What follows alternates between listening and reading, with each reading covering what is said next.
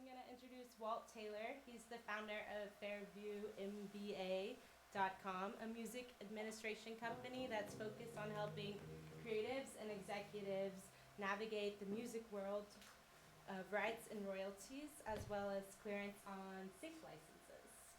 Can you give it up for Walt?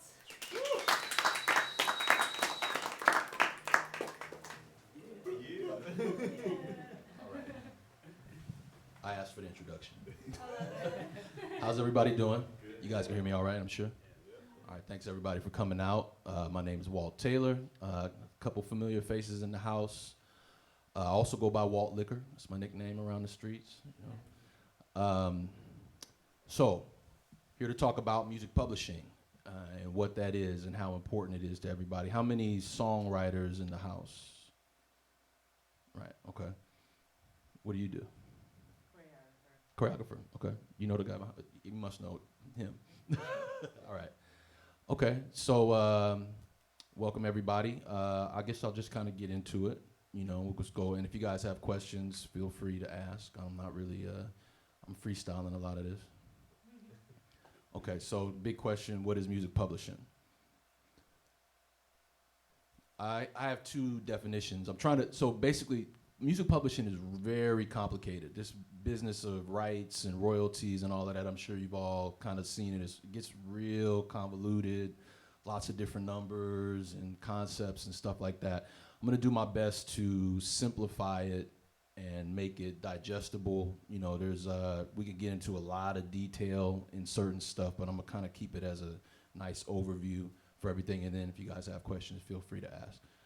All right, so my first definition of music publishing is the ownership shares of a musical composition, right? I'm sure you guys have all heard about splits, publishing splits and stuff like that. So when people say music publishing, that's one thing they could be referring to. The other definition that I have is the business of securing rights and accounting for royalties generated by licensing musical compositions, right? So you have a music publisher.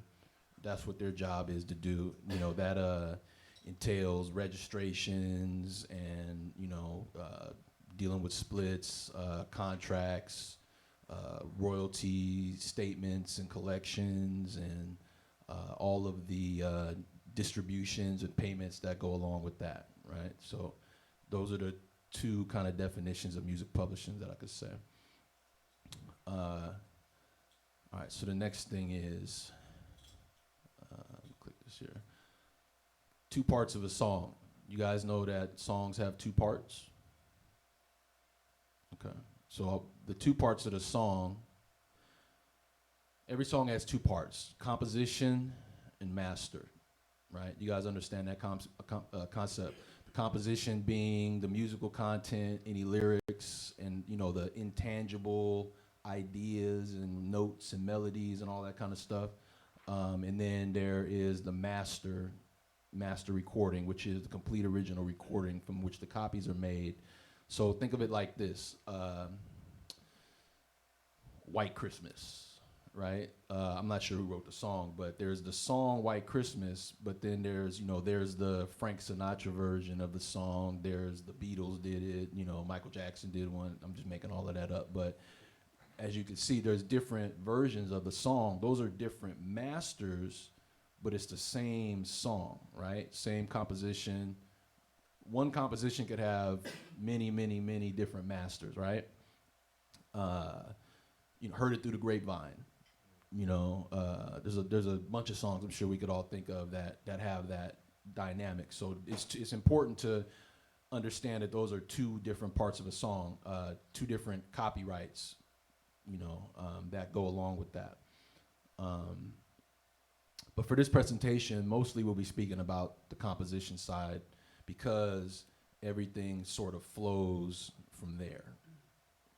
Question? Is this where, with, like, for example, my ASCAP membership, I have a writer ASCAP and I have a publisher ASCAP. So, like, the master's owned by the publisher and the writer? No, but I'll get to that. I'm going to get to that. That's next. That's coming up. Thank you. Okay, so any other questions about that part, that last concept, the master versus the composition? Okay.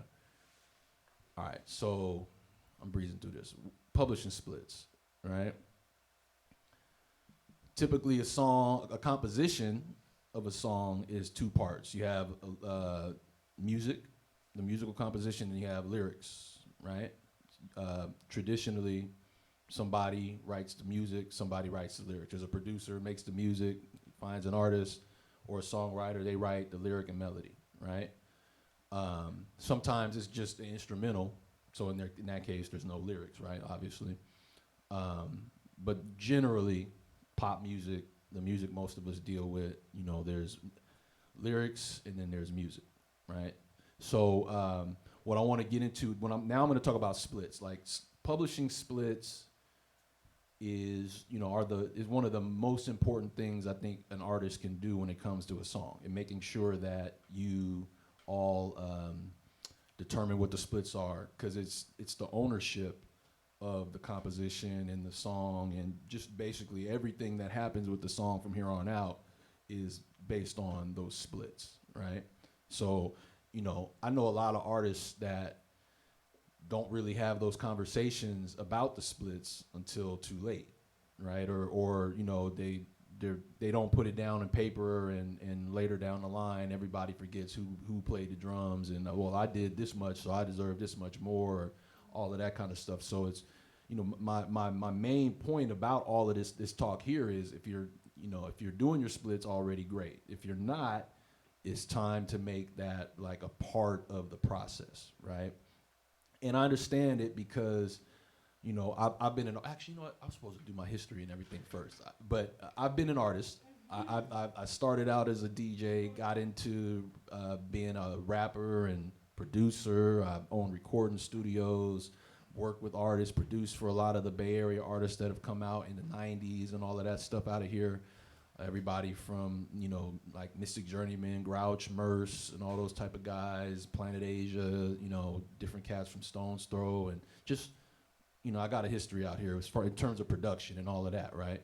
So I understand where artists come from. So I say that to say, like, I'm an artist first, right? Like, I started out as an artist and making music, so my passion for all of this comes from that. Then I got later on into the business. I've been a talent manager for 15 years, managed, songwriters, artists, choreographers, producers, directors in LA and around the world. Okay, so now back to the presentation. So when it comes to splits, what I tell people is the easiest way to think of it, there's ASCAP and BMI, there's all these different numbers, 200%, 50%, 100%, all of that. I say throw all of that out, and let's just talk about 100%, one pie of a song, okay? Generally, traditionally, it's split down the middle. 50% goes to the production of the music, another 50% goes to the lyric and melody, right? That's traditionally how people deal with it. This is not a federally regulated type of thing. Nobody's gonna shoot you or put you in jail if you do something different, but I find that this is kind of the most fair way to deal with it, right? So but if there's certain situations, maybe you're writing for Beyonce or something like that, and Beyonce says, well, I want 60% of the publishing. She didn't write a word. What are you gonna tell Beyonce? Right, you don't want the beehive. You don't want the beehive on you, right? So you gotta say yes. So there's those type of situations where people that don't necessarily write are given publishing. This happened a lot, in the early days of the music business, where some of the executives would take the publishing from people that wrote the songs, and I read a story in a book called Hitmen, where the president, I think it was a CBS Records, he made sure he wrote himself into every single song, and that's how it goes. Once those splits are turned in and it's all written down in stone, it's kind of hard to go back and fight your way out of it,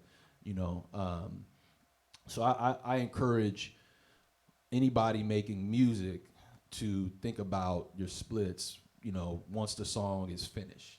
Maybe not the first version of it, but once you're done and you're ready to go, let's talk about who did what. Let's come up with some numbers, right? So as an example, here's a couple different examples, two different splits. So the one on the left, the red and blue one, 2 people write the music, 2 people write the lyrics. Real simple, 25% each, right? The lyric side, they're splitting it. On the music side, they're splitting it. And I generally tell people if there's somebody that you're working with constantly and you guys are, in the studio, try to break it up, just make it even, split it even down the middle, or, fighting over, 0.1% and this, I got 1% more and all of that kind of stuff. I'm not really into that. It all evens out at the end of the day, and it keeps everybody feeling like they should come back to the table, especially if it's somebody that you work with frequently. Don't be greedy. I don't think it's a good idea. Second example, you can see here, we got 1 composer and I got 3 writers, right? So that math is pretty simple, and you also need to make sure that whatever your totals are, they add up to 100%. Think about it as 100% pie, right? Any questions so far? Okay, good. So now we'll talk about the publisher thing, with the question that you had. So this is where it starts to get confusing, because people talk about 200%, 100% pies, right? The way to think about it is that as a writer, as a songwriter, you figure out what your splits are, whatever that number is, then you automatically get a matching percent that goes to a publishing share, right? So I got the 2 examples here. You see, on the left, it's easy, 50-50. Top side is the writers, and then whatever the publishers are, I make great music at ASCAP or BMI. You guys all are familiar with ASCAP and BMI? Okay. So that's how that breaks down. Like, you get an automatic matching percent to your publishing company. That's what that's about. When you hear about publishing deals and all of that kind of stuff, co-pub deals, admin deals, those type of things, those are typically done on the publisher side of things, right? So if you had a co-pub deal, let's say on the first example, is that on your right? That's on your right. On your right. The red side, let's say the red side had a publisher deal, and it's a co-pub deal. He would give up half of the red side, so he'd give up 25% of that side. You follow what I'm saying? No? Like if you're signed to Universal Publishing Group or something. Yes, or there's other people that could do. Anybody could do a co-pub deal with, but yeah, if you do a co-pub deal, you're giving up 50% of your publishing side, not your writer's side. This is very important to understand. Your writer's side always comes to you directly. You're not giving up that, so that you still have 50% of the income that you normally would have got, And then if you do a co-pub deal, then you wind up only giving up half of the other 50%. So now you're making 75% of what you would have made instead of 100% of what you would have made. Did I lose you guys? Okay, go ahead. I'm still confused on the context of where that split would come in. So so basically you're saying that if you had a co-pub deal with, a bigger entity, Mm-hmm. they'll take that chunk out of your pub Mm-hmm. to Well, whatever benefits they're providing you. Right. And the benefit is they deal with all this complicated, confusing stuff mostly, and if you're self-published, there's a lot that you have to kind of do and stay on top of. What the thinking behind it is that artists aren't interested in that. You're not interested in contracts and taking the phone calls and making sure, all the numbers add up and the shares are represented and all of this and all of that. So you give it to somebody who is willing to do that, and they're going to go out and make more money for you with your work, with your composition. So, and sometimes they'll give you, usually if it's a co-pub, they'll give you some type of advance, supposedly, and that's worth it for you. I'm not really into co-pub deals. I have a talent management background as well, so I usually would steer away from those because what really happens, what you thought was going to happen was you're going to find somebody that's going to work you and put you in the studio with people and do all of this great stuff for you. But what winds up happening is just like a lot of major label A&Rs, they kind of just sit on you and wait for you to do everything, and they're taking up half of your stuff or a portion of your publishing. They have all the control in terms of giving up, doing the licenses and saying what's what, and they, sometimes they could kind of get in the way. That's not saying all publishing deals are bad. If you find the right team, just like with anything, you find the right people and it's the right terms and everything like that, it could be a great thing. But I've seen a lot of people jump into that, just like they jump into record deals, major record deals, and get caught and they're stuck and they can't get out. No, I haven't reached my commitment. Like I know a few writers that I'm dealing with that are stuck in 10, 15-year publishing deals and can't get out. And guys that are great, but they're frustrated because they're stuck now because they didn't want, they wanted that check up front, and after the check is spent, now they're just tied to some people that don't really care about them, or the executive left, or you pissed off the promotions guy or something like that.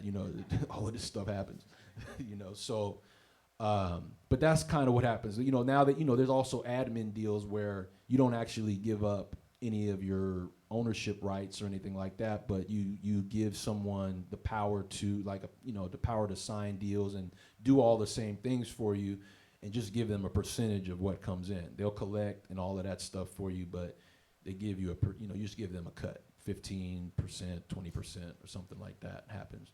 But generally, the publishers are the ones that go out, work the songs, and when you talk about ASCAP and BMI and all of that stuff, that's just the U.S., right? There's 3 in the U.S. It's ASCAP, BMI, and CSAC, right? They're called performing rights organizations, right? And you have to be signed to them. You have to affiliate with one of the 3. Pick one as a writer, and then you also get a publishing company if you choose, which I usually tell people to do it. Just get your publishing company.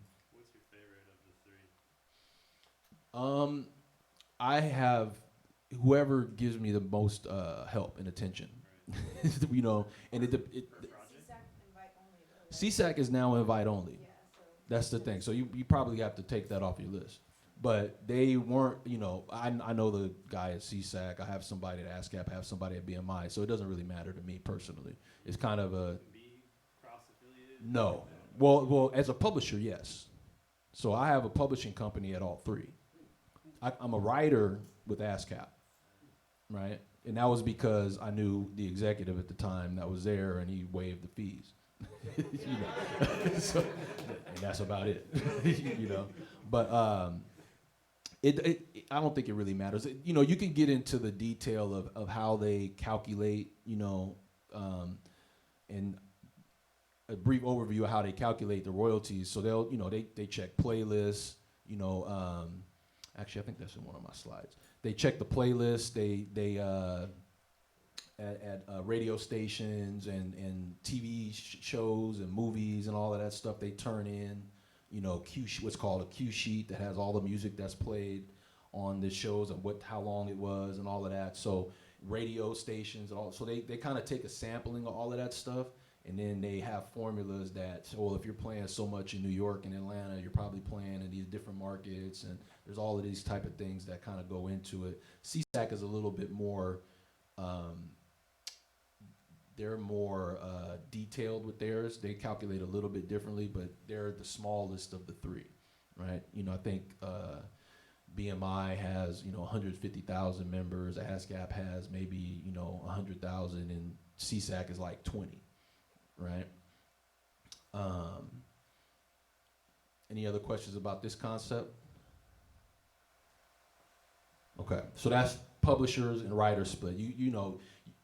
With ASCAP, if you don't have a publisher, you can't collect that money.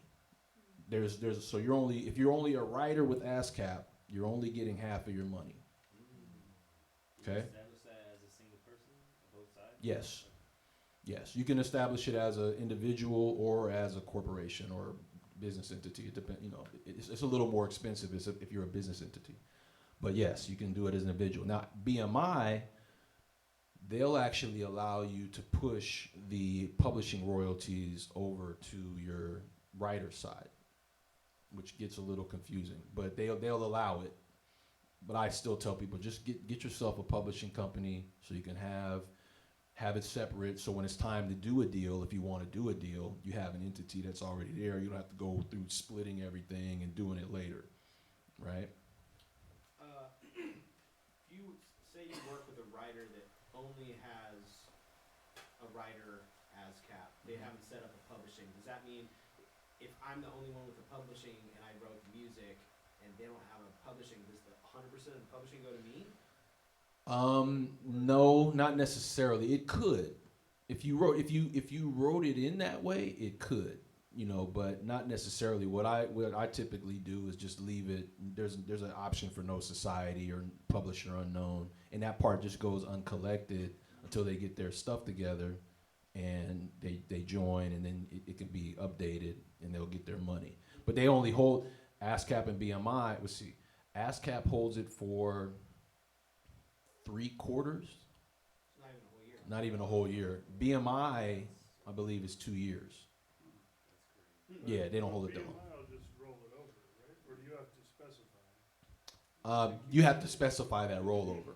You have to, in the way you do your numbers, you have to do that rollover. Now, BMI is on what they call a 200% scale, which is 2 100%, and then But this is only referring to one of those 100%. when we're talking about publishing, Well, the bottom is the second 100%. correct. So it's like the top is you wrote the song, Mhm. and then the second 100% is automatically added for whoever's managing the publishing. It's like a mirror, you ever mirror your screens on a Mac or anything like that? It's like a mirror. So then the master is not We're not talking about master. We're not even talking about master yet. Just to specify just the circumstances that I'm asking about is I have a project that I work with a lot of different musicians that basically agreed to work for hire, Hmm. and I've decided that Do you have it in writing? I have it in email. I'm gonna get it. Okay. That's another later question. I Okay, didn't bring it up. but go ahead. But I want to give them a cut of the writing. Okay. Because even though like we have an agreement, all Mhm. that, I'd like to cut them in on the writing. Okay. But like I want to keep all the publishing. Okay. So you're saying that I would have to write that into however. Make that part of your agreement. Right. You know, if you want to give them writers, if you say they don't have a publishing company or something like that, then so you'll get your writer's share and get whatever it is, and my company takes the publishing. Yeah. You can do that. You can get so You can just specify all that when you plug it into, when you report it to ASCAP and BMI or whoever you do. That's You Correct. can just put that all in. correct. gotcha. Okay. Correct. When you register it, that's when all of that happens. And they don't, ASCAP, BMI, CSAC, they don't check until there's a conflict. And if there's a conflict, so say somebody goes and said, well, I really got this much of the song, and then they go try to make a registration of the same song, and the numbers don't match, then there's a conflict, they lock it up, nobody gets paid until we figure this out, right? So this is one thing, one myth I want to dispel. A lot of people think that each person is really supposed to only go register their share or this or that. I don't know if any of you guys have ever heard that.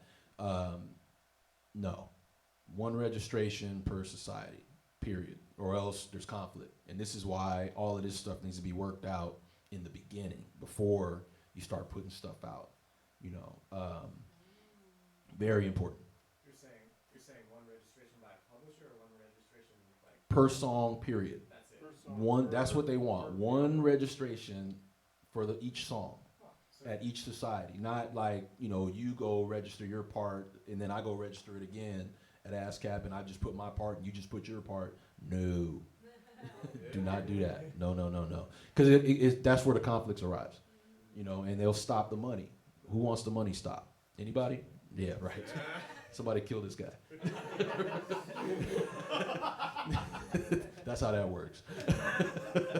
So, that it's important to have it all figured out before you go register. Listen, we've all agreed to these splits. I make everybody sign something.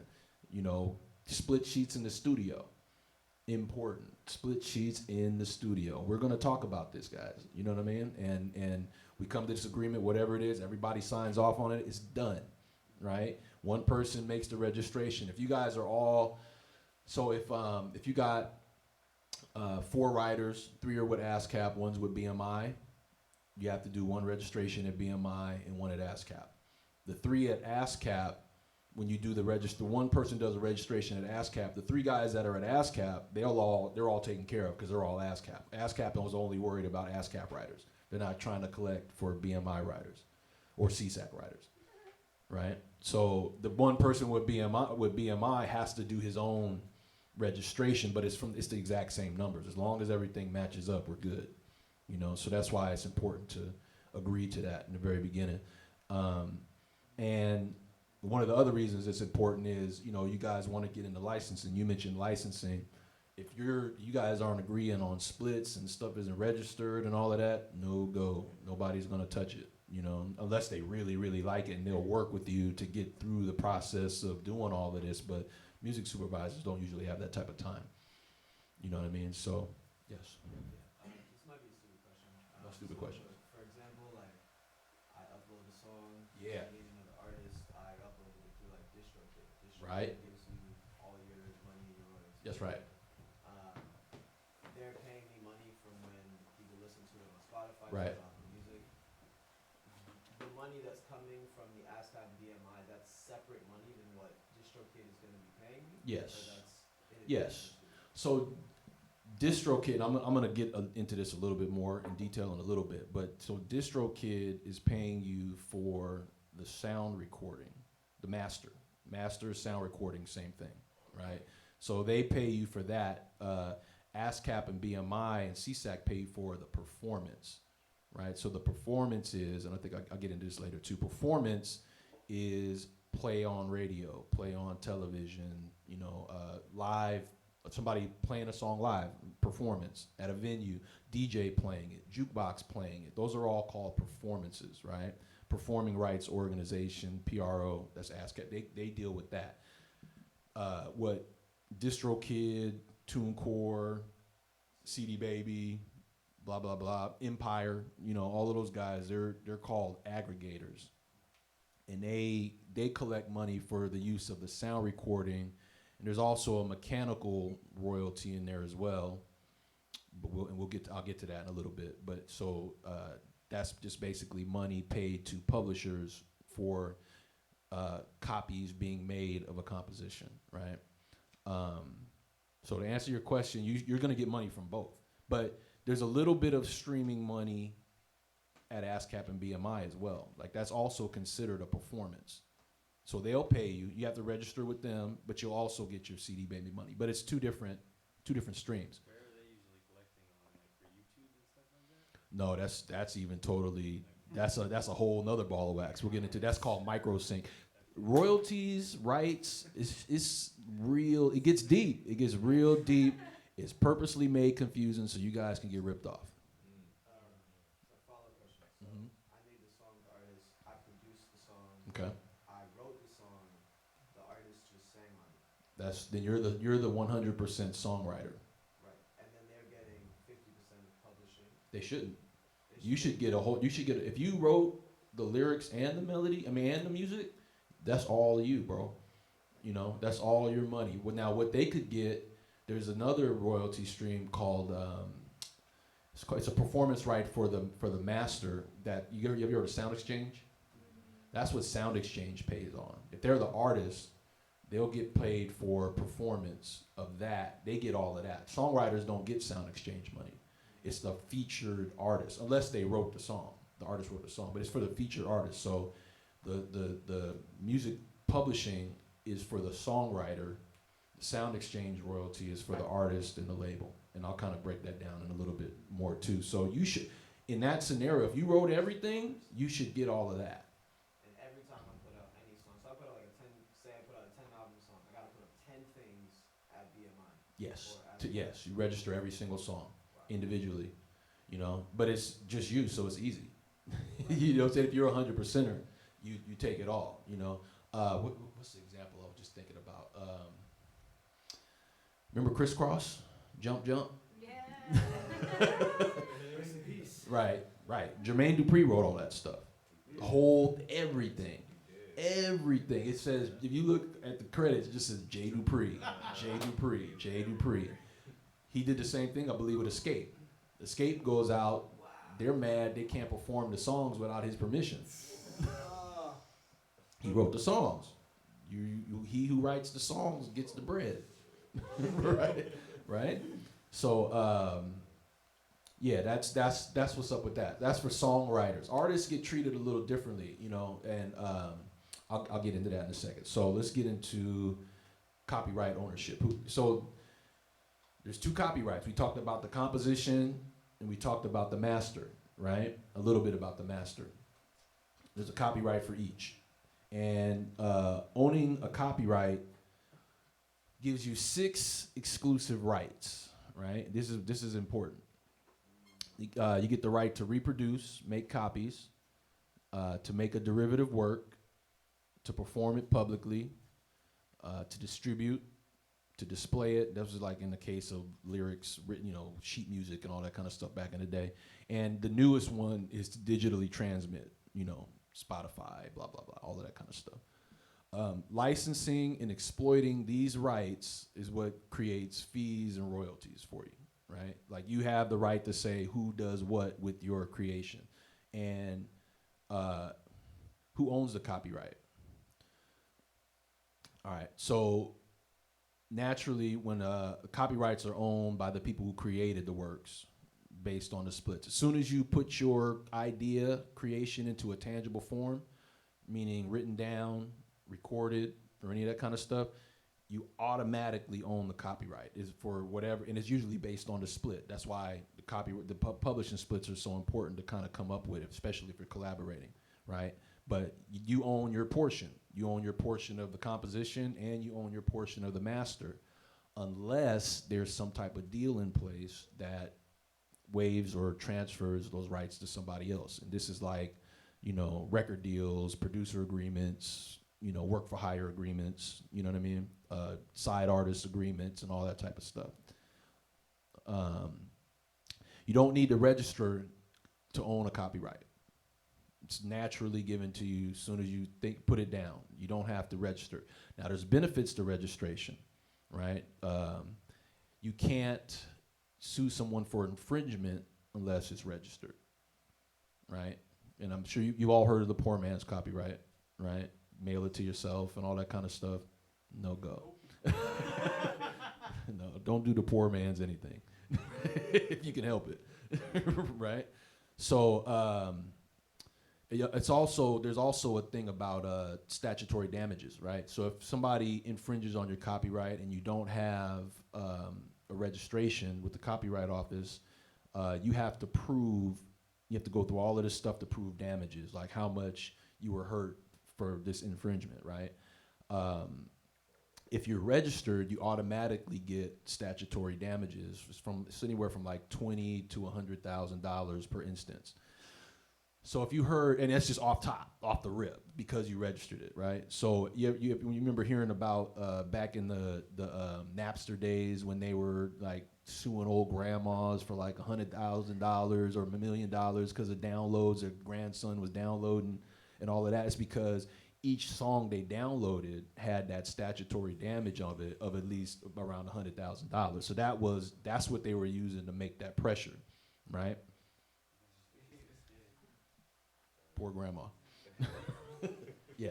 So I have been introduced to something about this so I just produced something for an artist who has been around for a few decades, has had some notable hits, and has been sampling.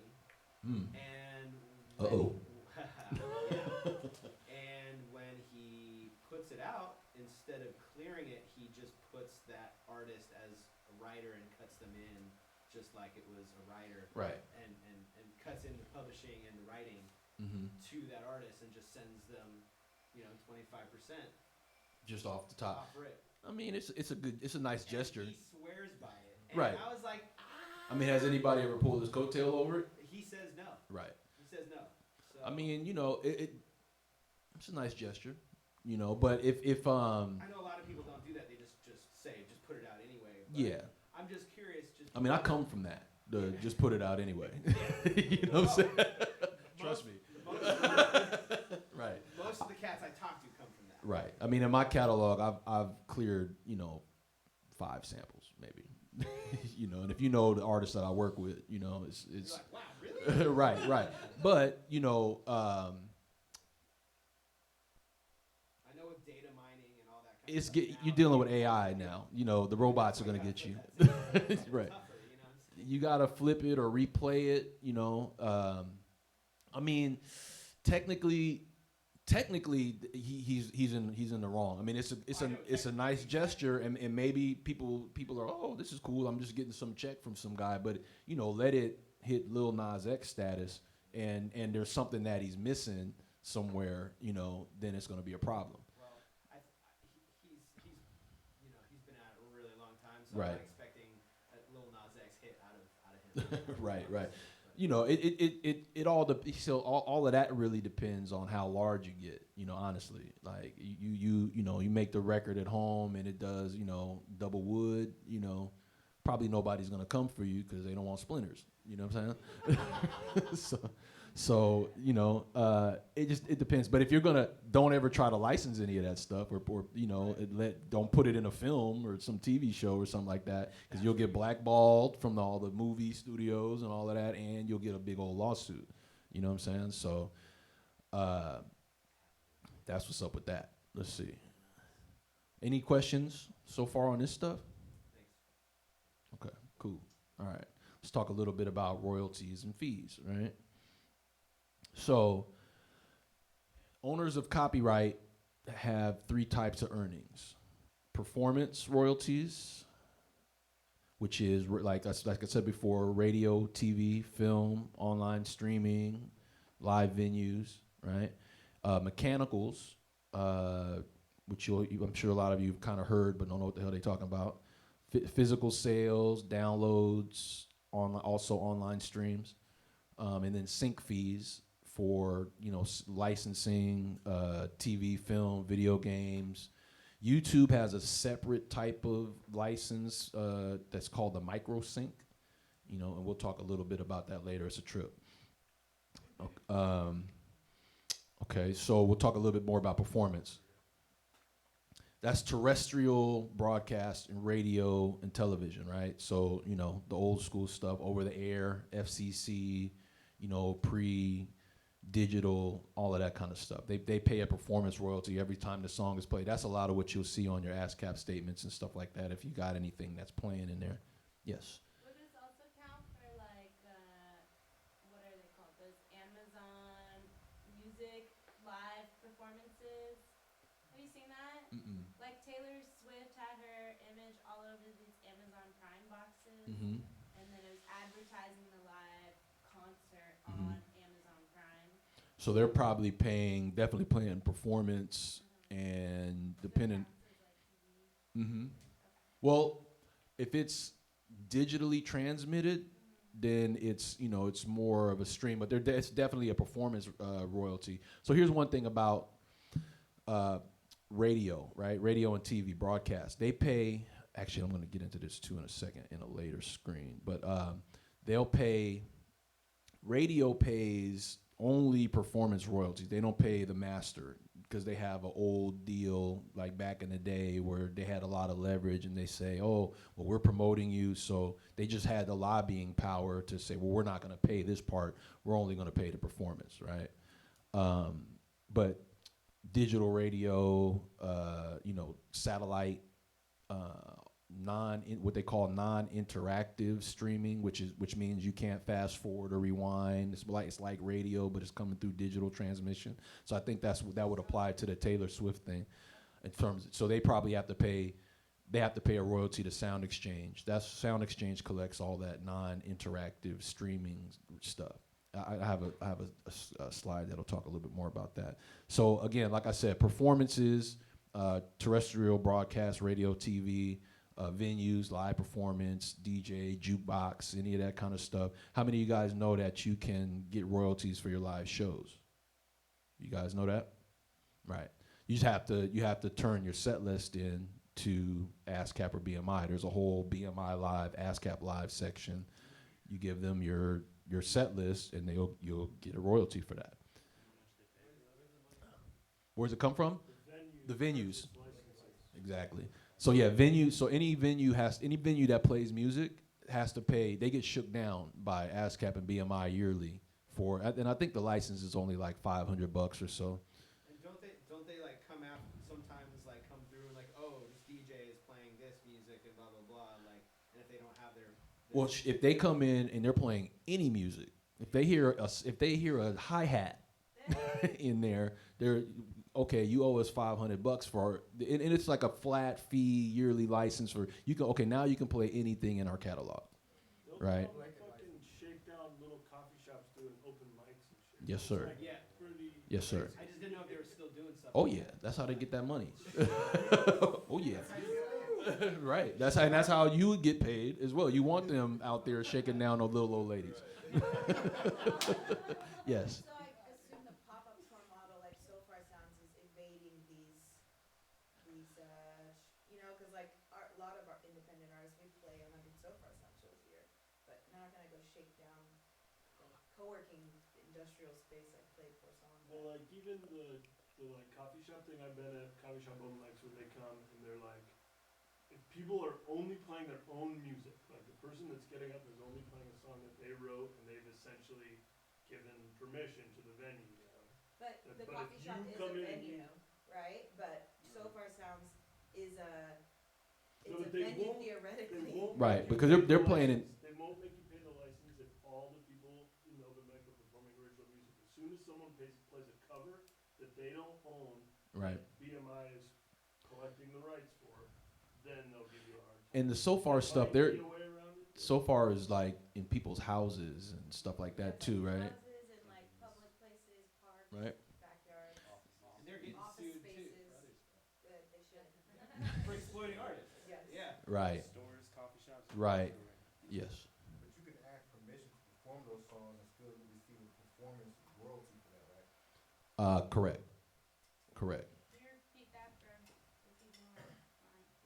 Oh, I said you can still ask permission from the writer and the producer to perform those songs publicly and receive a royalty for that, performance royalty for that, right? For if you're doing a cover of someone else's song, You remake the yeah, song. whoever the songwriters are will get their royalties. Yeah.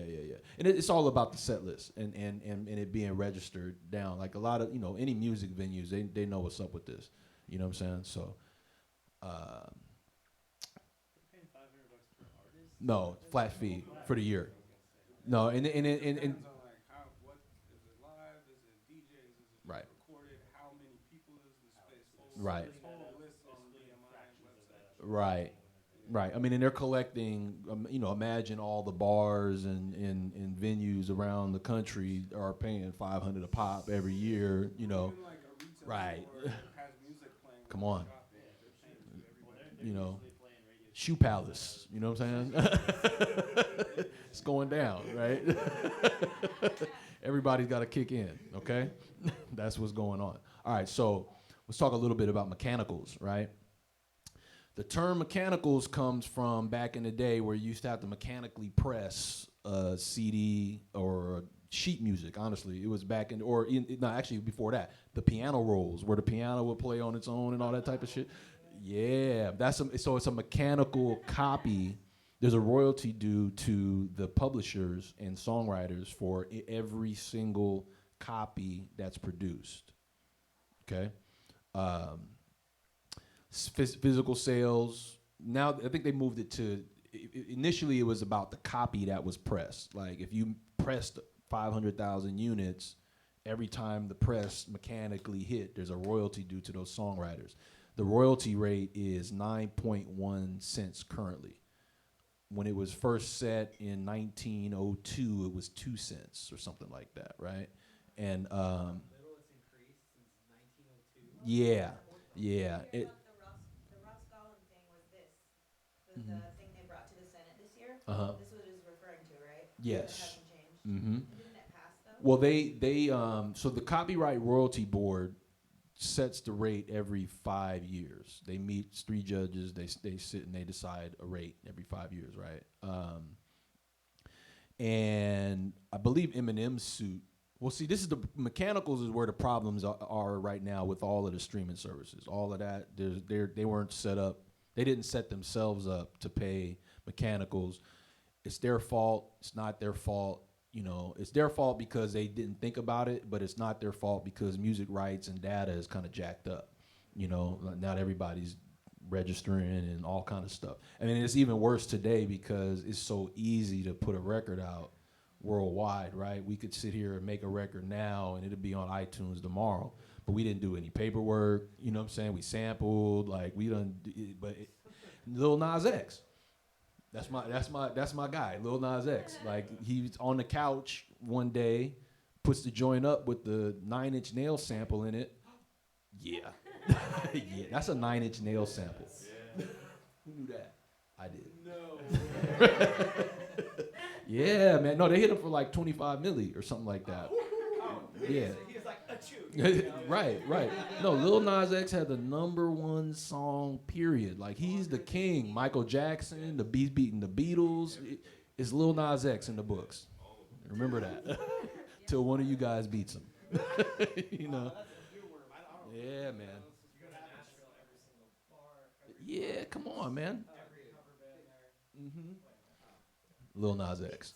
So, what else I gotta say about that? Okay, so the mechanicals. So mechanicals gets confusing for a lot of people because who pays the mechanicals, right? Like who's supposed to pay you that? And it comes from a couple different sources. Let me see what's next year. Oh, I know what's next. So if there's a mechanical payment, like whatever comes from iTunes, Apple Music,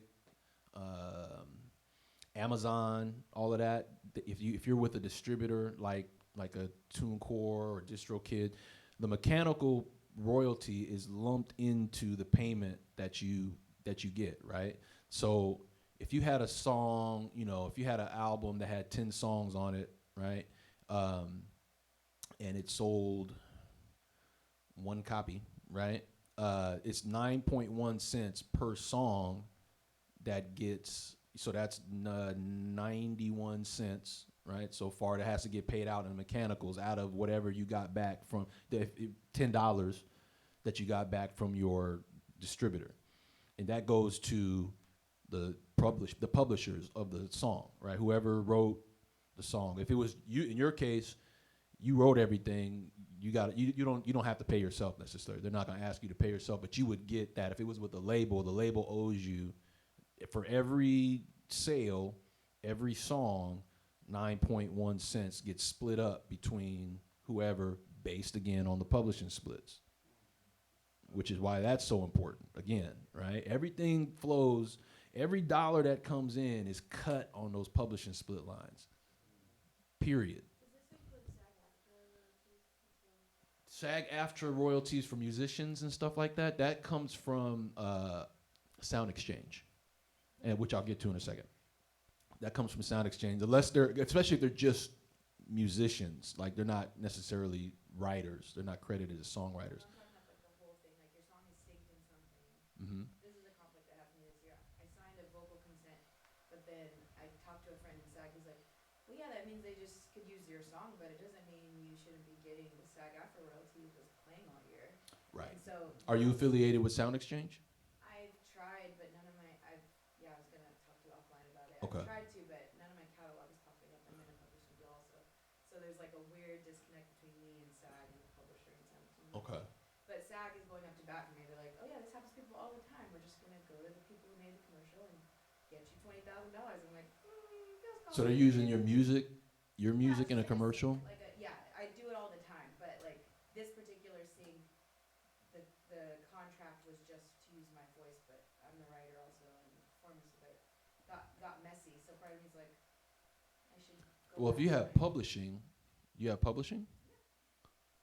Oh, But yes. they were like, this has nothing to do with, like, SAG is like, we have nothing to do with your publisher. They don't. Yeah. They don't. So So that's Screen Actors Guild. yeah. Yeah, that's And they give royalties to non-union members as well, and I'm non-union, so I assumed because I'm non-union, I Mhm. wasn't entitled to royalties, which is just ignorance, and your publishers don't really.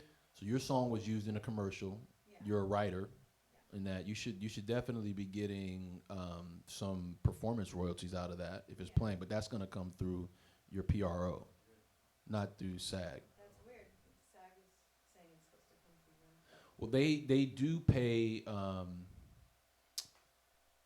There's got to be something else about that. Yeah, it's very complex. Yeah. But basically, like I got, like my publishers were angry, and the ad agency was angry, and SAG's like, no, that's fine. They should be angry. They owe you money, and I'm like, what? Right. They It's did so somebody. messy. No. I wish Yeah. everybody just worked It's. together. Oh yeah. Yeah. Can't we nobody all works just get to- along? And then nobody tells the artists, so artists are like, wait, what? Right. I Right. don't have to live hand to mouth. What? Right. So we'll talk a little bit about synchronization, the third way to earn money, and that's licensing. You know, any film, TV, whenever a song is synced as a soundtrack to any visual images, film, TV, video games, commercials, and YouTube, a sync license needs to be obtained to allow that to happen. And all those terms are pretty much negotiable in terms of what rates you get, you know, or what's the budget or what you ask for. You know, it's up for grabs. The other ones that we talked about, the performance royalty rate is a statutory rate that's set, and then the mechanical rate is a statutory rate that's set, right? Okay, so yeah, I said that no statutory rate by law. Generally, the sync fee that comes in is split between the owners of the two copyrights, the composition and the master. So if you got a $10,000 sync, $5,000 is getting split between the publishers and writers, and $5,000 is going to whoever owns the master. That's pretty much how. If you're independent and you own both sides of it, great, you're getting the whole bag, right? Okay, yeah, and then you also get performance royalties when those things are played, you know, with on TV, film, or whatever. You get royalties. All right, so I got a couple charts. All right, so this one talks about broadcast, radio, and television, and how the money flows, right? So when I talked to you earlier, so the top one, terrestrial broadcast, radio, and television. Red is music composition. The orange is sound recording. Okay, so let's just look at the first half, the first top, terrestrial broadcast. They only play performance royalties through ASCAP, BMI, and CSAC. And that goes half to the songwriter, half to the publisher, right? Like we talked about earlier. Now, non-interactive, again, Pandora, Sirius XM, iHeartRadio, something that you can't fast forward. You're just listening to it. Whatever they put on is what you get, right? That gets paid through both the PROs and also SoundExchange, the sound recording. So non-interactive streaming has to pay a master royalty. Broadcast, radio, and TV does not pay a master royalty, only publishing. And that's just because, like I said, they had the weight back in the day to make it like that. So, Mhm. so if you record a song that isn't yours, a cover song, and it gets put on a TV show, you get no money? You could get master money. You get half the money. They don't pay the master. Well, in the sync license, you'll get your sync fee, but you won't get any performance. You won't get any performance. But now, when it plays on Netflix, you will. And when you know what I mean? Because that's digital. That's digital. It's the terrestrial broadcast stuff that has the sound recording part cut out. Okay. Okay. So also, you see this where the SoundExchange breakdown is. 50% goes the top one. 50% of the money goes to the record label. 45. For owning the master? Yes. Okay. So whoever owns the master Gets a SoundExchange royalty. Correct. 45% goes to the artist, the featured artist. So, you know, Lil Nas X featuring Lady Gaga, they split those two. It's whoever's name is on the title of the song, they get a royalty. And it's not about publishing either. It's not about, the splits of publishing. I wrote 16%, she wrote 30% or whatever. It gets split right down the middle. Whatever names are on the thing, it gets cut evenly for the artist side, right? And then there's a 5% that goes to SAG-AFTRA and musicians and all of that kind of stuff. They have another 5%. SoundExchange. And keep in mind, all of this stuff I'm telling you, you guys heard of the Music Modernization Act? You guys know about that? You know about that. You guys got confused looks on your faces a little bit. Okay, one thing I like Trump for. Here we go. The one thing. No, he signed the Music Modernization Act. I think Kid Rock made him do it. I'm serious. I'm serious. Signed by all these major artists. Yeah. And then it got to people in power. But Kid Rock went in there and made him sign it. You see the pictures? Yeah, there's pictures. Look it up. Look it up. But but a lot of people fought for it. A lot of all the major agencies, they all push for this, and it's supposed to update a lot of this stuff that we've been dealing with. The main thing that they're doing is they're creating a new agency called the Mechanical Licensing Collective, the MLC, which is supposed to be enacted by 2021, that is supposed to handle all of the mechanical licenses for all of this digital stuff. The issue that's been happening is that these technology companies don't understand music rights and royalties. They just really trying to get market share and IPO out, right? That's all they care about. They're not, and if they can't figure out who to pay, they're just like, well, screw it. We'll just put it in the pot, and maybe they'll come around, maybe they won't. There's billions of dollars that don't get paid out every year. You're missing money, right? So this is part of one of the things that they're taking care of, right? And one of the things they fought for was for producers to also get some of the SoundExchange royalty. If you produce a song, but you're not featured artist, you don't see any of that master money today. But unless you get a letter of direction, unless you get a letter of direction from the artist saying, okay, said producer is supposed to get 5 points or whatever it is, and then you just sign some paperwork and turn in some new sheets, and they'll hook you up. But generally, master gets 50%, 45% goes to whatever featured artists are on the song, and then the other 5% is saved for musicians or anything like that.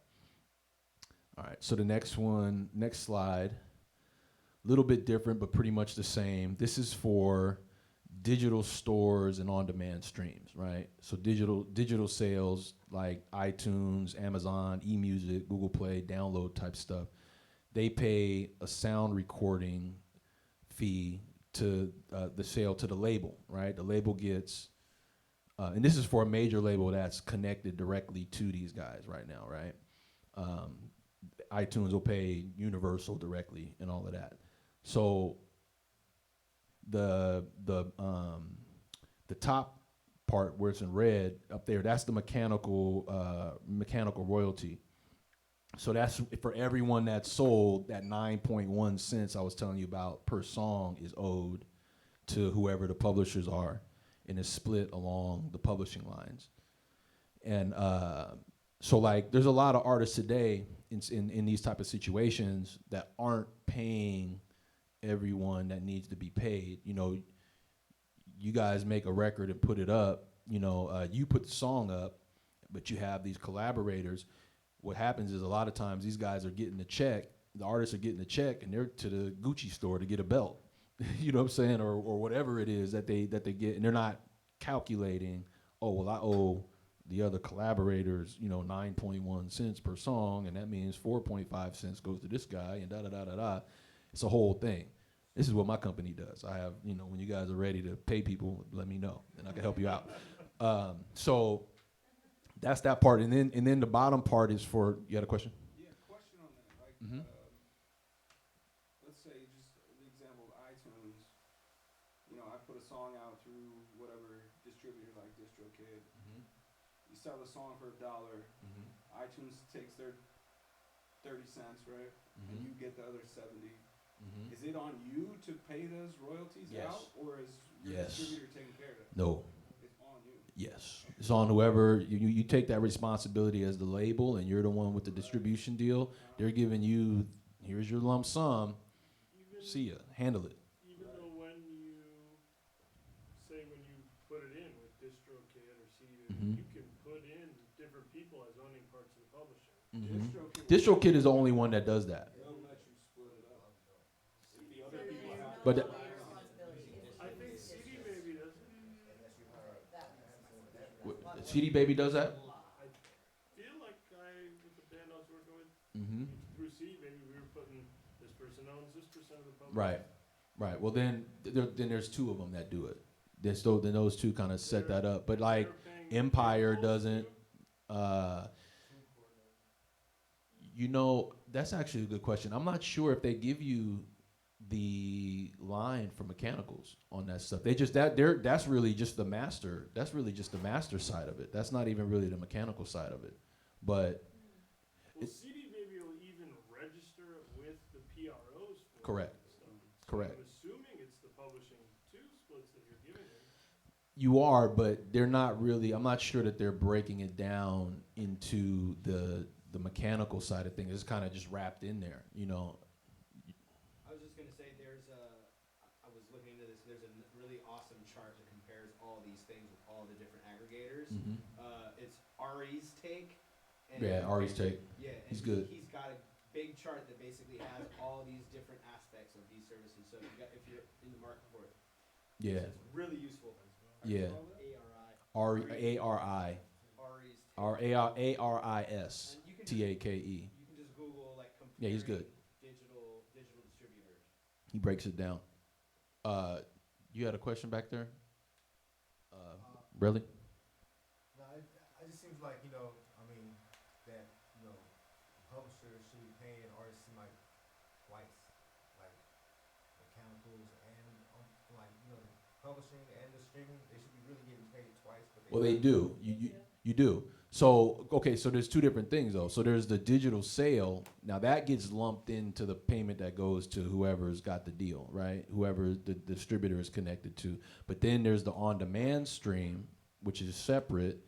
You'll get your money. You'll see that there's two in red. There's the one for the PROs, that you're all set up for that. But then there's another 10% that they put towards mechanicals, which is that middle line on the bottom graphic, and that goes to the publishers, or in the case, let me move to this one actually. So in the case of an independent, we'll just talk about an independent situation. They're either going, if the publisher is savvy enough to go ahead and connect to iTunes and Spotify and all of that, then they can get it themselves. That's usually the bigger publishers that are that. But if you're not that big of a publisher, this is where Harry Fox comes in, and Music Reports. Have you guys ever heard of those guys? Harry Fox is the main mechanical licensing agency in the U.S., but there's three other ones. There's Music Reports, which handles Spotify and a few other guys. Then there's one called, what was it called? Rights Agency. Oh, there it is. Rights Flow. There's one called Rights Flow, MediaNet, Music Reports. And then now is coming the MLC, which is going to change everything, actually. We don't really know exactly how that's going to play out just yet because it's still forming. I think Harry Fox is going to stay around for cover. Like, that's how you get cover songs. If you do a cover song, you get a mechanical license. You guys ever heard of compulsory license? I need to talk about that. The compulsory license is once a song is recorded and released, anybody can re-record the song as long as you pay that 9.1 cents per sale to the proper people. So you get what's called a compulsory mechanical license. So if you want to, do a Beatles cover or something like that, on your album, you go to Harry Fox and say, okay, I want to use this Beatles record.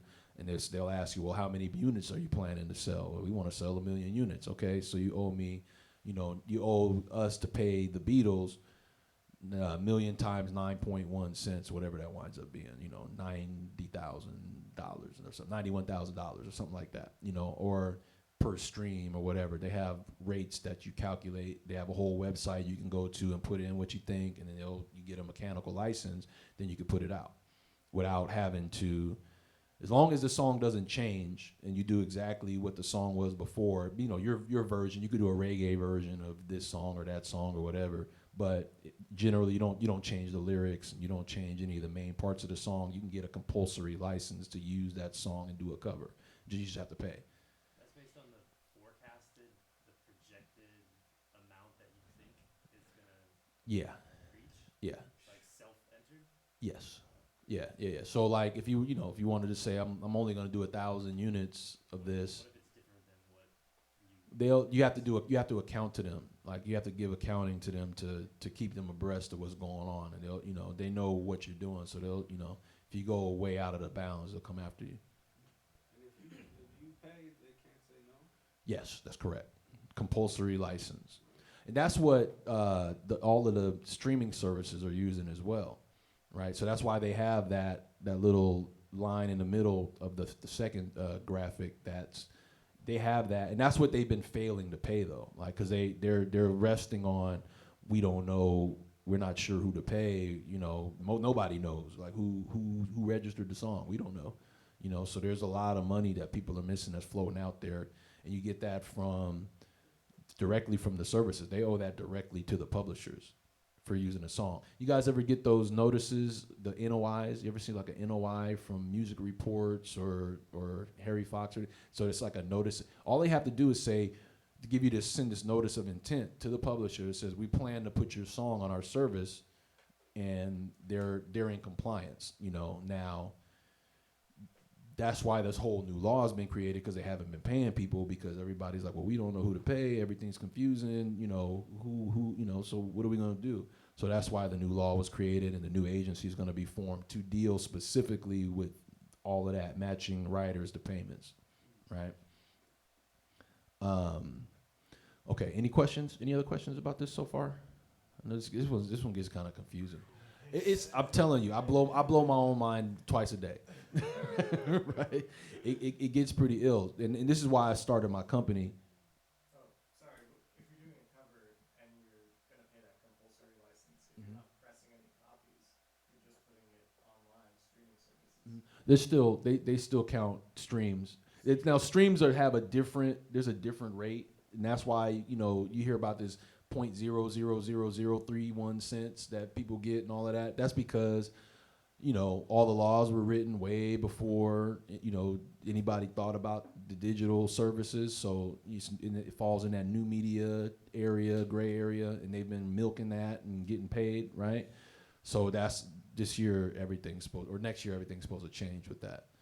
But yeah, you still owe. It's a lot less with streams and digital, but you still owe, for sure. You mean like supposed to change, like we're just gonna get a fat check in the middle of all the money they should have paid us, or starting then we will start? What are you talking about? Just ask the question again. 2021 things are different because of Kid Rock. Okay. So if you're properly registered, you may get some money, right? Yeah. Only retroactive to a certain degree. Yeah, I'm sure they're not gonna go all the way back, but Yeah, that would bankrupt all the companies, how much they're taking out from. right. But I mean, it's really a portion. It's only a portion of what they're bringing in. But the most important thing is to be registered when that happens. Because those are the people that are gonna get paid first. BMI, ASCAP, and then when this new agency comes up, you gotta register with the MLC, which all goes back to making sure that you have your splits down and you guys all agree to it, and whatever paperwork that you need to have to show you have a work for hire or this or that, like or producer deals and all that kind of stuff. It's important, otherwise, whoever created it still owns their portion, technically by natural law, right? Okay, so any other questions about that? You guys are glazing over on me. All right, so this is this isn't exact, but like I said, I'm trying to keep it as simple as possible, right? This is basically the streaming dollar, and when it comes in, about 60% goes to the aggregator or sound recording owner, depending on the deal. You know, if you have an aggregator, they're gonna take like 15, 20%, you know, or if you're a direct deal, you get the whole piece. 30% stays with the DSP, you know, the digital service provider, iTunes, Spotify, et cetera, and then they carve out 10% to deal with about 10%. And it's a little bit different for each service. That's why I kind of kept it round numbers. For mechanicals and performance, there's 10%, and that's split down the middle with the performance and the mechanical, and then it gets split again between the ownership splits, right? But then that 10% is what the MLC or the MMA, the Music Modernization Act, has been dealing with, you know, and making sure that people are getting that little piece, because it's another piece that you're missing. Let's see, what else we got? Okay, we already did that one. So registrations, important to register, you know, very important to register your stuff, because if you don't, you won't see the money. You know, that's what I tell people all the time. You know, people say you don't make money in the music business. I say you can if you take care of your stuff. I don't know how much you're gonna make. I don't know how well it's gonna sell, but I can guarantee you won't make any money if you don't register. You know, so again, this is why the splits, going back to the splits. That's the most important decision I feel like you guys can make technically with your music as you create it, you know, and I go into these sessions understanding that, have it be the asshole that has the conversations if you have to, make everybody pull it out, and this is what it's gonna be. And you know, the way I look at contracts, I've been, you know, I'm no lawyer, I'm not a lawyer, but I've been reading contracts and doing deals for 25 years, you know, like I say it's just a written understanding, a written reflection of what our understanding is. We come to this agreement, put it down in paper, you know, it don't have to be all legalese if you don't want it to be, you know, but write it down. Hopefully you file it away and never have to look at it again, hopefully, you know, but if you do, then you got it in the writing, because people forget when the money starts rolling in for sure, you know. That's the first thing they forget. Who did what? I did all of this stuff. So performance is, you know, ASCAP, BMI, and CSAC in the U.S., right? Mechanicals, you wind up registering with Harry Fox. And, you know, I put these other ones down, Music Reports, MediaNet, Rights Flow, but the MLC might actually wind up swallowing all of those up soon. You know, we'll know soon. Like, just kind of something you hadn't heard about that. Look up the Music Modernization Act and see what's going on with that. Kind of make a Google alert or something like that, and kind of keep track of what's going on with that, because it's going to be important, you know. And then the one I didn't put on here was SoundExchange. Are all you guys with SoundExchange? Yeah? No? SoundExchange. Mm-hmm. All of it's confusing. It's all confusing. But, you know, honestly, again, like what I was starting to say earlier, yeah, it's like this is why I started my company, to kind of help people with understanding this stuff. It's a lot, you know. I've been at it. I know people that have been at it for decades that don't know all of this stuff. So don't feel bad. That's the other thing. I don't want you guys, don't feel bad because you don't. You know, are you guys all from the Bay Area? Yeah. Okay, so we'll talk some Bay Area talk, right? This is this is the this, like, to me, it's the most creative place on the planet, you know, and I love it, and I think it's so because we don't have that traditional music industry here. You know, got A&Rs coming into your session fucking with you, and you know what I mean? Like, it allows people to, you know, we come from the soil, we're creative. I mean, it's been like that since, you know, Billy Graham and them and all the, you know, back in the day. It always comes out here, but we don't have that music industry sense and knowledge here like they do in LA. I lived in LA for 15 years around all that stuff, right? So, you know, they're out there, they know about the splits, and we taking care of this. Out here, we just out here willy-nilly with it, right? And I understand, I get it. And it gets, you know, sometimes it feels like it gets in the way, it's kind of hard to talk about, but so important, you know what I mean? So important to have that business, because it's the music business, you know, and most of it is business, and what the music business is securing and exploiting these rights. Yes. Is there a way to find out if someone else has registered your song? Yes. Yeah.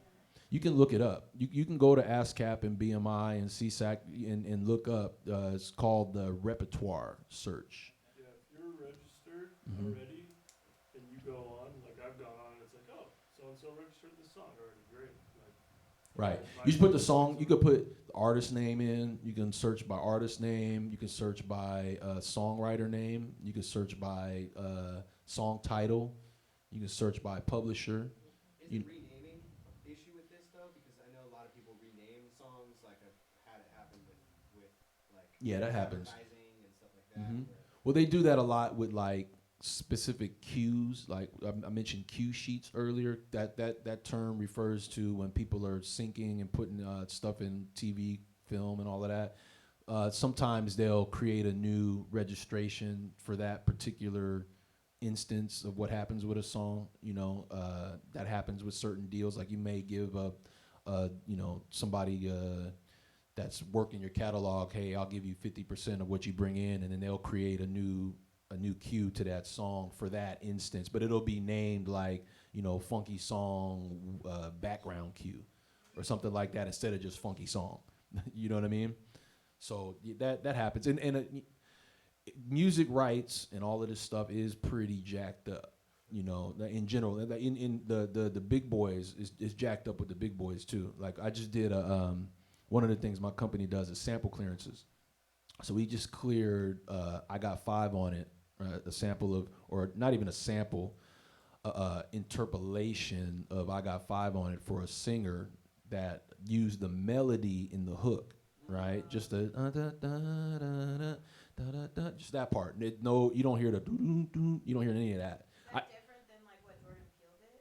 Because He took the whole thing, right. So totally different. But what my point is that there are, it's like 20 writers on that song, right? It's 20 writers on that song, and you would think, something that's that big and been around that long, like their data is still jacked up. Like there's still people fighting over little percentages, and partially because of samples, right?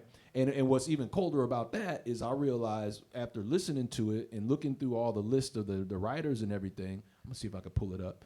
But you look at the list of the writers and they actually missed something. Like there's somebody that's still, there's a little sample. Okay, so they got Timex Social Club, right? They got all that in there, the main melody line of the beat. There's a little piece of a Kool and the Gang sample that's get down, Jungle Boogie. So they're in there, right? But then there's also what they miss, bro. I realized they missed this. That got it good. Audio 2. He's not on there. Currently. Wait, hold on, let me see if I can find it. Hold on, I'm gonna look it up real quick. and he is not chilling. Right. I will be hot. But you know what the trip is? Let me see if I can Crazy. hold on a second. What a fiasco. Let's get out of that. So I'm gonna show it to you.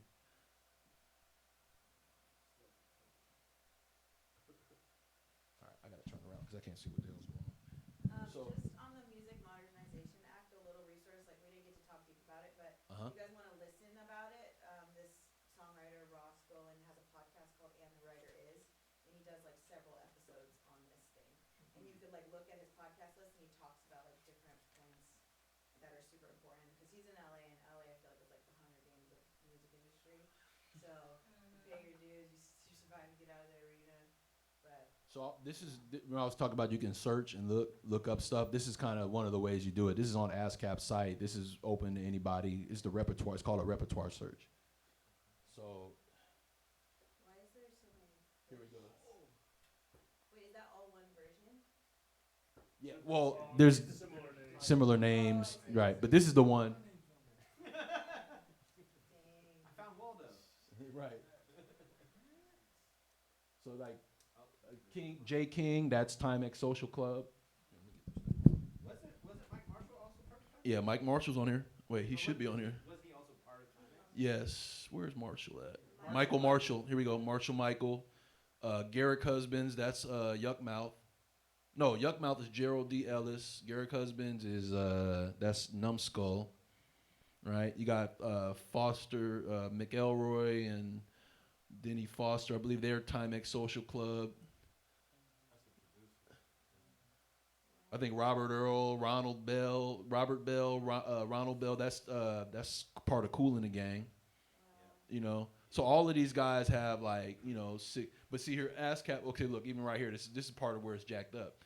ASCAP controls 7.5% of the writer's side, but only 5% of the publisher's side. It shouldn't be that. It should be the exact same. Like there's this clearance took 6 months to work through every writer on there, and we battled. We had a battle with this one. So There wasn't a print. Oh no, I'm thinking of it. so this is just one example. You know what I mean? But like music rights and the information is just kind of jacked up. Like people are doing all kind of weird stuff when it comes to registering this stuff. It trips me out. Like I've luckily never had a conflict and something called back, but I can see how it happens all the time. It trips me out. Yeah. People would even go into the ASCAP and they'll find songs that haven't registered. Yes. Yeah. It happens. Yeah. It gets ugly. So Registering other people's songs?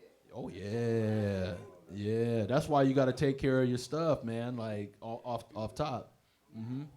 That happened to an artist here, Dulabs. They covered a grime song, and then we were teaching them this, and they're like, okay, let's go register it.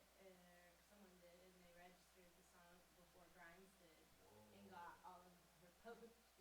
Like They by had to accident? they had to go give it to her. Yeah, And it's all because she hadn't handled her stuff yet. Yeah. And Well, when they they were did, they're honest. like, well, they put it They right were out like, to sea. wow. This was before my time, so I don't know the whole story, but yeah. So BMI has a repertoire search. CSAC has a repertoire search.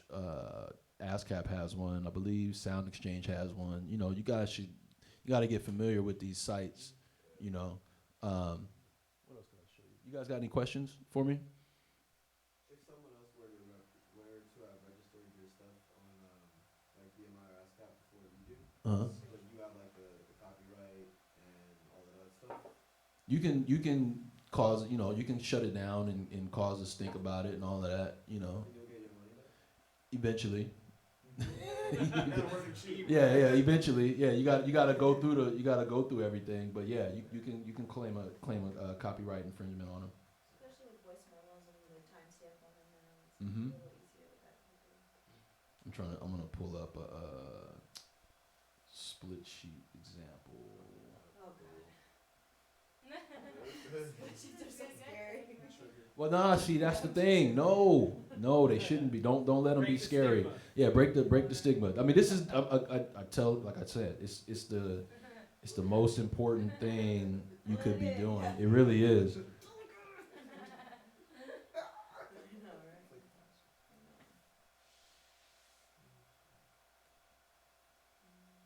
So this is my split sheets that I use. Do you have two, or is this the only one? I got a few. What do you do with the master side? You know what I'm saying? Like nowadays, like if you have a pub deal, you just walk into session and say, okay, 50-50 on both sides, and it's assumed that we verbally filled out this form. Well, that's why you got to put it in writing. Yeah. You got to put it in writing. I mean, so like I said, naturally, if you wrote 50% of the song, you actually own 50% of the master as well. Until What? yes, until you sign a deal that says otherwise. If it's not in writing, it didn't really happen. Now, if somebody could register it and say that it's like that, and if nobody comes and says anything and nobody checks, then you made out. Okay, wait, that doesn't make sense to me. So if I get in a room with a guitar player Mm-hmm. and he helps me work through a song, but I'm in charge of distribution and the media that goes behind it and giving it to my publisher, Right. they still are entitled to a master? If 'Cause the master they isn't wrote, copied. they are. But until, like I said, unless you have a deal that says something otherwise. Yeah. Copyright. Part Huh? of Like, it's what like, if one day me and him write a song, and then he owns publishing, but then I take the song, I go pay for a session, Yeah, I pay for the exactly. things to be. it makes Well, it then all you a need master. you need a work for hire agreement or something that transfers it that says Now, oh yeah, you agree. You can give him publishing. You can give him royalty rights. You can give him like, oh well, I'm gonna give you a royalty based on what you did, but I But own. unless we agree, Unless you agree to any it, Oh, it's just recording that's assumed. made of that song, he's gonna own, cause we wrote it together? he's gonna own. Well, The master? no, Yeah. not necessarily. Not necessarily. Now, let's say he took the song and recorded it and did it on his own somewhere. Like after he doesn't own any of the master. He Right, owns that's part right. of his the Yeah. publishing still. He still owns his publishing. But if he But if makes we're the writing it song, in the he owns the studio. master then. Say You know what I'm saying? Like if they're both artists, they both write the song, Mm-hmm. and they both record it. Mm-hmm. Kind of like Aretha covered Adele. Mm-hmm. Aretha owns the master Correct. on the Adele song Correct. that she recorded. Correct. Right? Okay. Just Correct. making sure I understand. Yes, that's right. But so this is why agreements are important and all of that kind of stuff. Honestly, work for hires, producer agreements, and side artist agreements. So you can set out like now, what you had mentioned, like I paid for the studio, I did this, I did that. Yes, you have right to start claiming that master, but you got to get it all in writing. You know what I'm saying? Like you're gonna now, you guys who helped create the song, we're gonna give you your publishing. We're gonna make sure that you get your royalties. And you might even get a royalty on the master, but I own it. I'm the claimant. You know what I'm saying? But that has to be in writing. I mean, you can register it without it being in writing, but if anybody challenges you, they're gonna hold everything up until you can produce an agreement that says so, right? Wouldn't owning your own ISRC codes help with that timestamp on the record, on the master? No, not necessarily. But I mean, the ISRC is just the number. You guys, have you heard that term, ISRCs? You know what that is? International Standard Recording Code. Okay, ISRC. It's an identifying number that's given to every single master recording that goes out. So most of the time when you release something through a DistroKid, SoundCloud, they'll give you one. They'll give you an ISRC as soon as you upload it. But that number follows the song everywhere you go, and you know what the song is by that ISRC. When there's other registrations as well. I'm just talking about part of this, like, because there's also SoundScan. There's also radio recognition, BDS, media base that detects spins and stuff like that. There's a bunch of different registrations, and all these codes are important. ISRC is for the sound recording, right?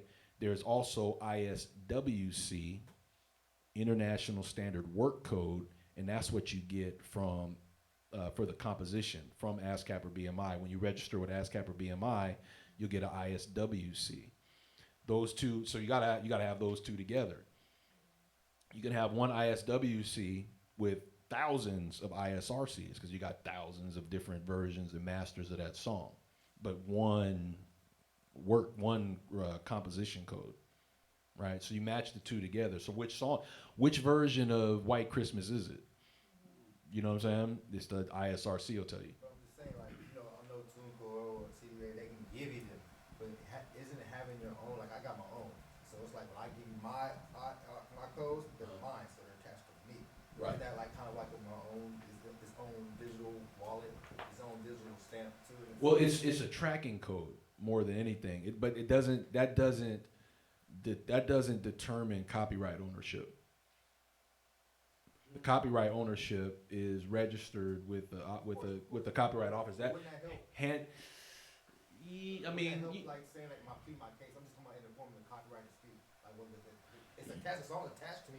right. I have The only mine. thing that's going to help you in a copyright dispute is registration at the copyright office at the end of the day. Like technically, otherwise it's a whole lot of litigation, and it doesn't give you ISRCs don't give you that protection. But I hear what you're saying. I mean, it goes in the chain of ownership. Like, yeah, I'm the one that put this together and put this out and all of that. And yeah, sure, that could help your case. But technically, you want that registration, and then you want the agreement saying, okay, so and so. Like when anybody that signs an artist deal, like in that deal, it says you're giving up rights to the master, to the label. You know what I'm saying? It's called a work for hire, agreement or transfer assignment of copyright. It's in there because the label wants to own that part of it so they can license it and make all their deals and all that kind of stuff, you know. And we can argue about whether that's fair or right or any of that kind of stuff, but that's just traditionally what they do. And isn't that why you always hear these various artists? They're like, like trying to regain their masters. Yes. Like I know, like Razcast, like robbed his label, like Right. straight burglarized, Well- and took his masters physically back. Right.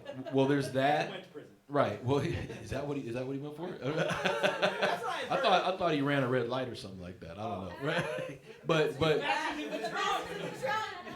right, with the masters in the trunk. Right. That's funny. No, but what was my point? I was gonna say.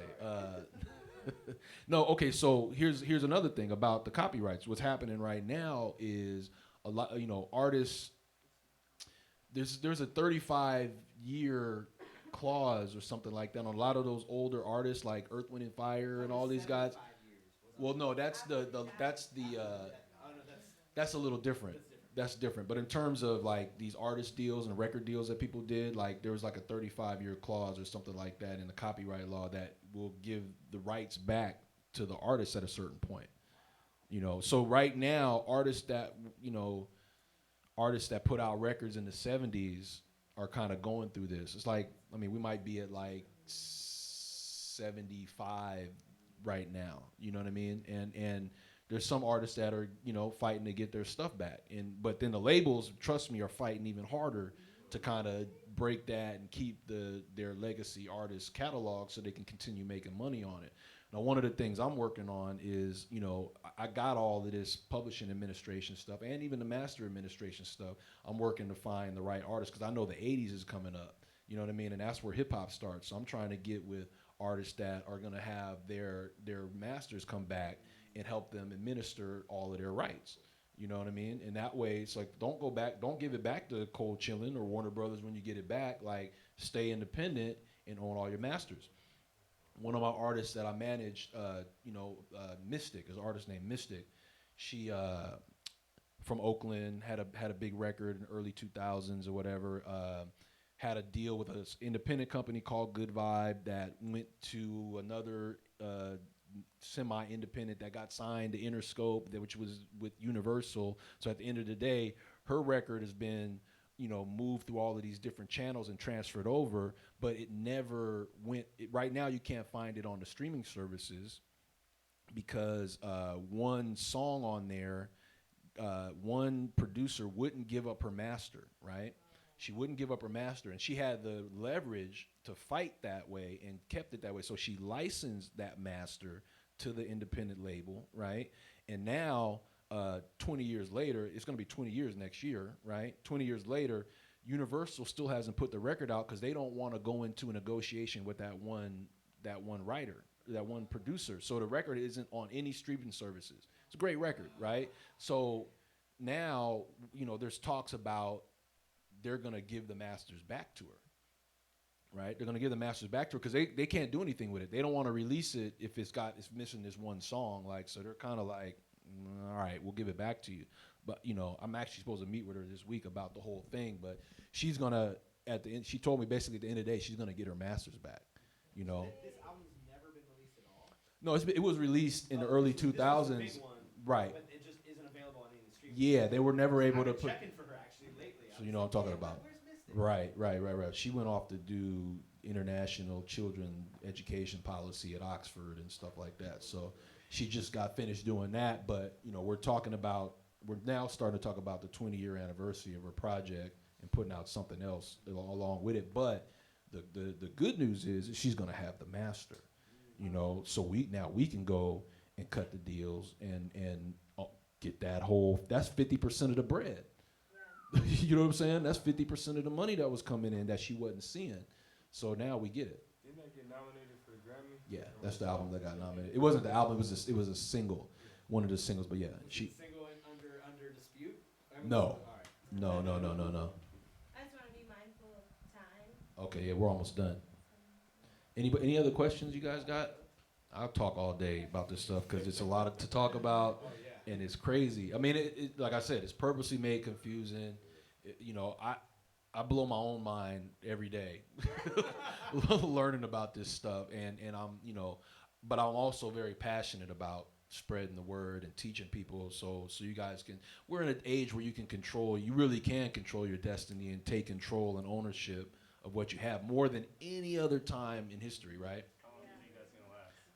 I mean, it's we're here. The digital thing is here. You know what I'm saying? And it's getting fed up with like the stuff that they're putting in Act, like the digital distribution. You think it's gonna get chopped up like everything else sort of is in the digital world? Well, I mean, you also have, artists that are independent that are really hitting it. You know what I mean? Like you can control if you can build yourself a fan base and Chance the Rapper. Chance the Rapper, exactly. Like His own no label till now. or a lot. I was actually just watching some today talking about a lot of artists. I mean, a lot of majors are changing their model. Because of these kids that are coming up in the digital age. They're like, screw the major labels. I'm not checking for that. Like I can do it on my own. I want to be like Chance. I'll take a chance on myself. I just have a question about rights and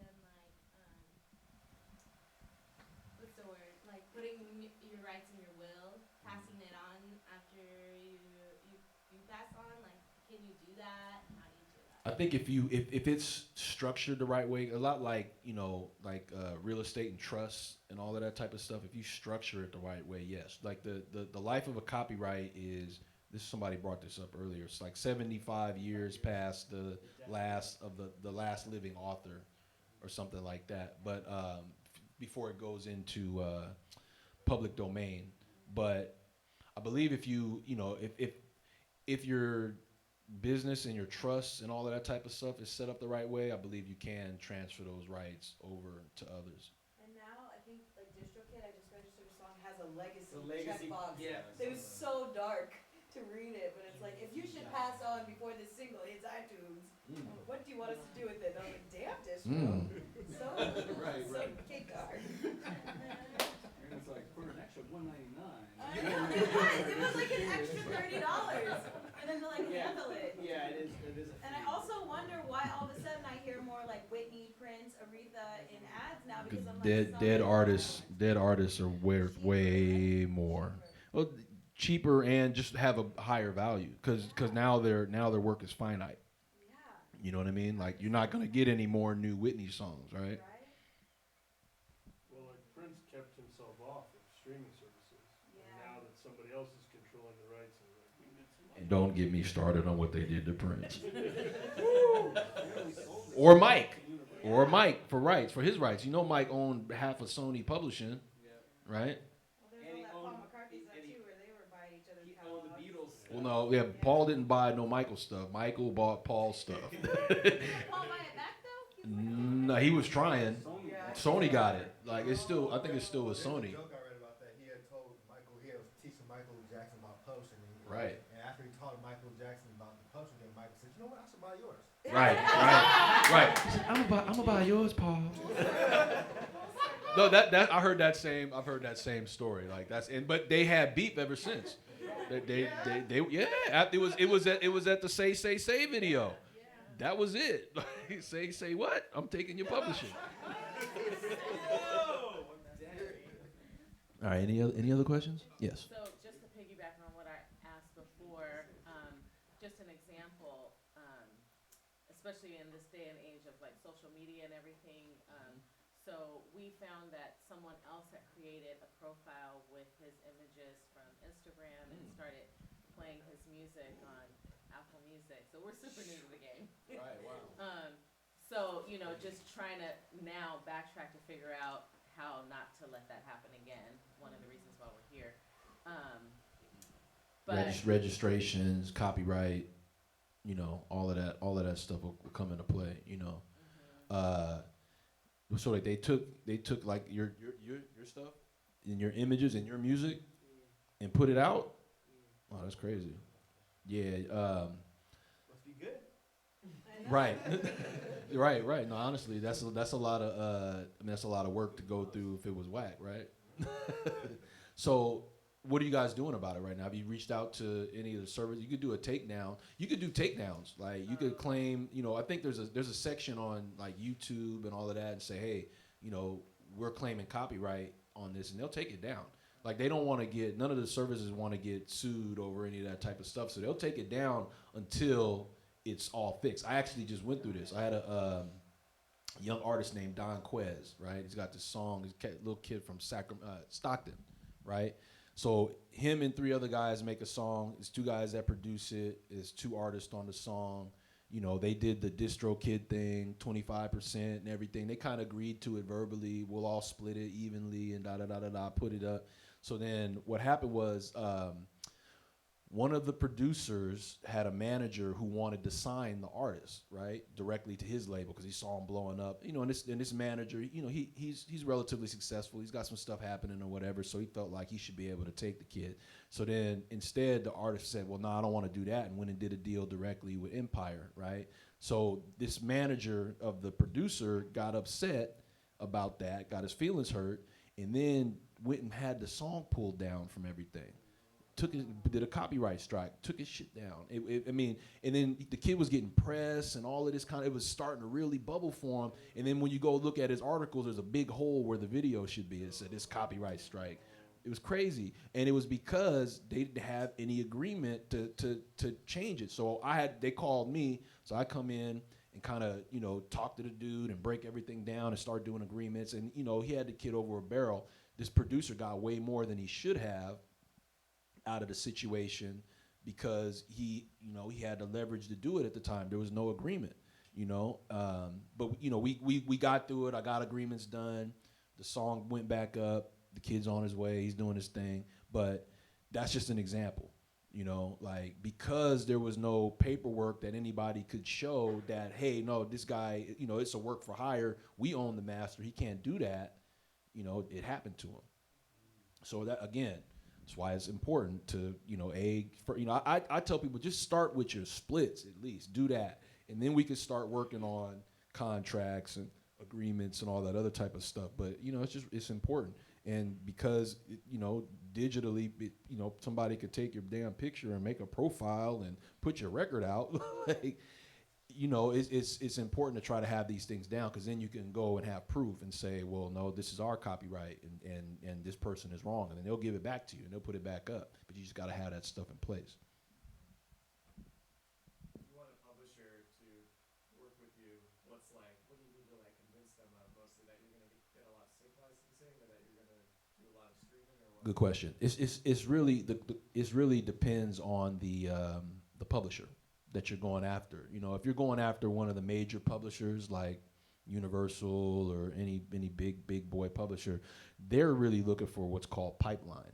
You know, they want to know that there's money in the system that they're going to be able to collect. Like you've already got a hit record and they're just like, oh, people are going to be calling me left and right to put this in movies and this, that, and the third. They're not looking to really do any work. They want records that are already working for them. Now, there's other publishers that, you know, will believe in your talent. They say, hey, this person is a great songwriter and we should get them with other songwriters and then we can blow this person up and make them into something. You know, you got to find those guys that feel that way, and hopefully you do if you're looking for one. You know, you want somebody that's going to work with you and for you, not just kind of sit back and wait to collect. You know, but it just depends on where you're at with it. You know what I mean? Can you just talk more about sample clearance? Yes. I don't even. Okay, sample clearance. Sample clearance. That's good. That's a good question. I know we're running close on time, but okay. If you have a sample is a piece of an existing composition used in a new composition, right? Most traditionally, what people think about is hip hop, where you know you actually sample a piece of a master, you take it into your machine, you chop it up, you replay it, or you just loop it and keep it moving, right? Samples, right? So when you're sampling like that, there's two things you have to clear: the composition and the master, because you're sampling the master recording of whatever song that is, drums or whatever it is, right? So you have two different deals to make, and whoever you go to, it's up to them what they want to charge you and how they want it to structure. So sometimes, you know, it depends on who it is. If it's like a major, you know, like if you sample something that was on a Universal or Warner Brothers or something like that, they're starting off at $5,000 a side. So at the gate, it's 10 grand. Now, we don't know how many writers you got to clear or any of that kind of stuff. But now, if you replay something, like, you got somebody talented enough to replay the music and it still sounds good, then you only have to clear one side, just the composition, because you didn't actually sample a master recording, right? So you can cut your bill down that way is one way to do it, I know that's like, "Hi, my name is a straight interpolation of I feel like it's a sample. That's not even an interpolation. It's like a straight off the I read record. the label. It says that's actually how I learned the word interpolation. Oh, okay. This is interpolated by. It says an interpolation of "I Got the Blues" by Mhm. blah blah blah. Mm-hmm. And it sounds just like the actual sample. Right. So but that's what Dr. Dre did a lot of that. Yeah, pretty much. I didn't realize that at first. I used to think Dre was fresh as hell. Like, but then I found his samples. It's like, oh, this mother, this mother, he just ripped off the whole what was it, G thing? Nothing but a G thing. Remember when I heard that, I was like, oh man, you took the melody and everything. But Diddy did it. Hammer did it, right? Ghostbusters, right? All right, with Ray Parker Jr. and what was it? Huey Lewis. Hall and Oates, right? Oh, Huey Lewis, right? Who's he? Really? He said what? Mm-hmm. It's basically the same song. Right. But even lyrics though, like you can, sampling lyrics is a thing too. Oh, yeah. Like if you sample or if you say, like in your rhyme or your song, if you take a section of somebody else's, melody or lyrics or anything like that, like you have to clear that as well. Like even Bruno Mars. Yeah, I was gonna say Trinidad James. Exactly. So Bruno Mars, 24 Karat Magic. Was it 24 Karat Magic? So don't believe me, just watch. Don't believe. So that he had to pay Trinidad James all gold everything. Don't believe me, just watch. So I think Trinidad James is actually the largest owner of publishing on that song. Really? Yeah.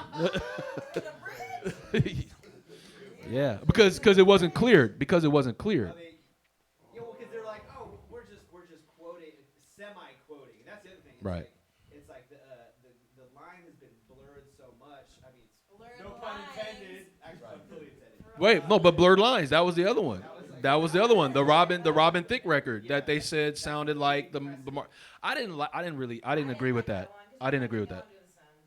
True, and it wasn't a sample. It definitely wasn't a sample. It was the same groove. But It how was. many like Colby Calais songs? You know what I'm saying? Like they don't do Every that in folk pop. song has the same Every groove. pop song Country song. sounds like I didn't like that. I didn't like that lawsuit.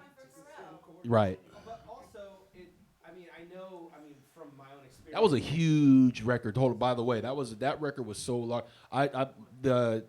The guy that managed Robin Thicke at that time was an old business partner of mine. So and it's the same guy that used to manage Maroon 5, Jordan Feldstein. But he told me, this is after Maroon 5 is the biggest band in the world. He told me that record, the Blurred Lines, was his biggest thing that he had ever, bigger than all of this. Well, that's why they were fighting over it. Right, exactly why they were fighting over it. So, but what I was going to say is that where I see this being a real problem is that, I've done a little bit of work for commercials where they're like, here's our reference. We want a song that's sound. They do that all the time. Yeah. They do it all the time, and that's literally what the Blurred Lines was it was a sound alike. But it was a hit record, though. That's the difference. That's the difference. Because there's all that money. Right, right. As soon as a hit comes, so come the lawsuits. That's it. Hits and lawsuits. That'll be the next class. Big hits and big lawsuits. All right. Any other questions? All right. Good. That's it. Thank you guys I appreciate you for coming and listening.